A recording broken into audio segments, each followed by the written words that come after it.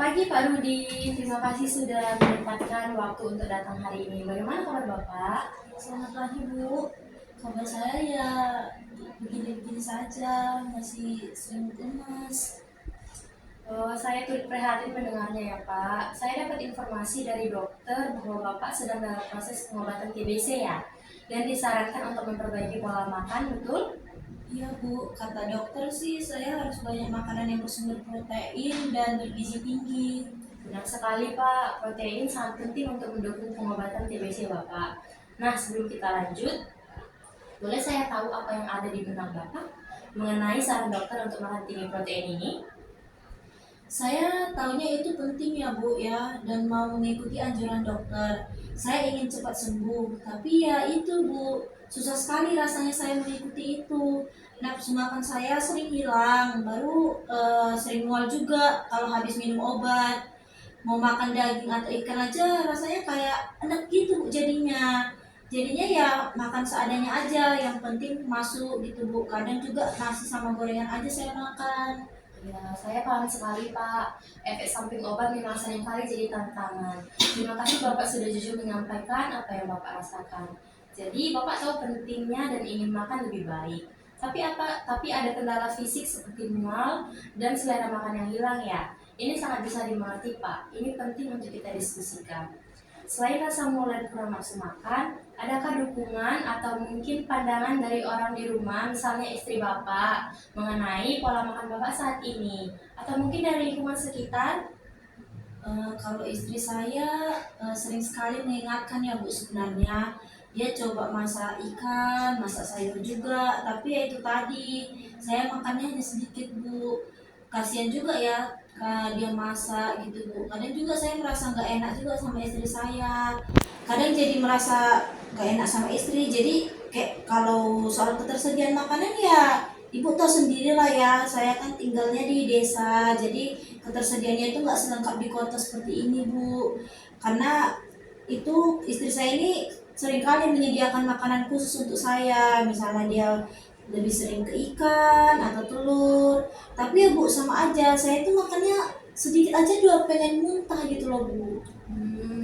Jadi istri Bapak sebenarnya sangat mendukung ya Pak. Itu bagus sekali, tetapi ketersediaan di desa itu juga salah satu penghalang untuk pemenuhan makanan yang bersumber protein tinggi. Tapi Bapak juga tidak bisa menahan mual dan muntah setelah makan. Nah, untuk hal ini Bapak bisa mengonsumsi makanan dan minuman yang proteinnya tinggi dan tersedia di desa. Itu tadi seperti ikan dan telur. Tapi sebelum ke arah sana, kalau Bapak sendiri dengan kondisi mual, lemas, dan nafsu makan kurang ini, seberapa besar Bapak merasa bisa atau mampu untuk makan makanan yang bergizi seperti yang disarankan dokter? Nah itu dia Bu, rasanya sulit sekali saya melakukan itu. Saya nggak punya selera makan ya, apalagi kalau lauknya ikan. Akhirnya kalau makan itu saya makan yang gampang-gampang aja, kayak misalnya kalau ada nasi sama gorengan saya makan itu, kalau ada mie instan saya makan itu. Mau disiapkan makanan sehat juga saya bingung gitu loh Bu, gimana caranya saya makan itu, cara saya mendapatkannya juga, apalagi kan saya di desa begini ya kondisinya. Ya, baik Pak Rudi, dari cerita Bapak memang saya melihat bahwa Bapak punya keinginan kuat untuk sembuh dan memperbaiki pola makan. Namun saat ini memang Bapak menghadapi tantangan besar yaitu nafsu makan turun, mual, rasa lemas dan kebingungan soal cara menyiapkan makanan yang tepat. Dalam gizi ini memang menyebabkan asupan energi dan protein Bapak kurang. Padahal kan keduanya sangat dibutuhkan untuk melawan TBC dan mencegah penurunan berat badan Bapak lebih lanjut. Tapi jangan khawatir ya Pak, kita akan cari solusinya bersama yang paling sesuai dan bisa Bapak jalani. Ya, saya harapnya sih begitu ya Bu ya. Nah, karena makan dalam porsi besar Bapak sulit gitu. Bagaimana kalau kita coba fokus pada makanan yang kecil tapi mencukupi kebutuhan gizi Bapak dan proteinnya juga. Kita lupakan dulu ikan yang potongannya besar daripada langsung memikirkan menu yang lengkap yang mungkin membuat Bapak semakin tidak berselera. Mari kita pikirkan satu hal kecil yang mungkin bisa Bapak coba minggu ini gitu. Satu hal kecil ya Bu ya. Mungkin saya kan suka telur rebus ya, itu mungkin tidak terlalu mual lah untuk saya makan Bu. Iya, telur rebus ide bagus, Pak. Proteinnya juga tinggi. Menurut Bapak, seberapa mungkin Bapak bisa menambahkan satu butir telur rebus setiap hari? Mungkin di salah-salah waktu makan. Hmm, mungkin 1 butir ya Bu ya, sepertinya bisa lah Bu. Itu menurut saya nggak terlalu berat Pak.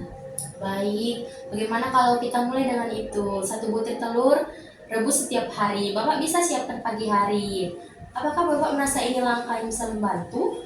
Menurut saya iya sih Bu, setidaknya ada tambahan protein, lebih baik ada daripada nggak sama sekali kan ya Bu ya. Iya, betul. Tepat sekali, Pak. Kita juga bisa pikirkan cara agar makanan lain lebih mudah Bapak konsumsi. Misalnya, membuat bubur sumsum yang ditambah pisang yang dihaluskan. Atau jus buah alpukat dan jambu biji. Bagaimana menurut Bapak? Bubur atau jus itu mungkin lebih mudah masuk ya Bu menurut saya. Saya nggak perlu terlalu banyak mengunyah gitu. Kalau alpukat dan jambu biji itu kan ada gitu di kebun saya Bu, jadi bisa lah sepertinya Bu.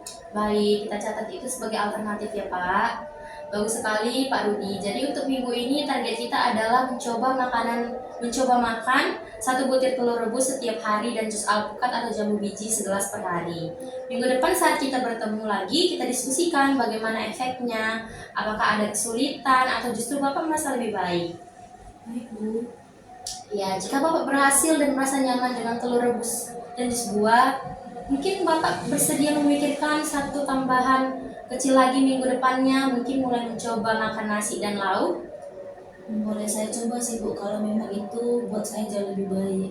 Ya, luar biasa sekali Pak. Setiap langkah kecil ini memang menunjukkan Bapak punya kendali atas pilihan makanan Bapak, meskipun dalam kondisi yang sulit. Jadi Pak Rudi, hari ini kita sudah membuat satu rencana kecil yang sangat realistis, yaitu menambahkan telur rebus setiap hari dan jus buah segelas per hari. Saya yakin langkah kecil ini adalah awal yang baik untuk mendukung pemulihan Bapak. Terima kasih banyak ya Bu, saya jadi merasa tidak terlalu terbebani gitu karena Ibu nggak terlalu menuntut saya juga untuk langsung makan banyak gitu. Ya, itulah tujuannya Pak. Perubahan yang paling baik adalah datang dari kesiapan Bapak sendiri, dimulai dari langkah yang paling Bapak rasa bisa lakukan. Kita akan dampingi proses ini bersama-sama. Jangan ragu menghubungi jika ada kendala sebelum pertemuan kita berikutnya ya. Baik Bu, terima kasih atas bantuannya ya. Iya, terima kasih.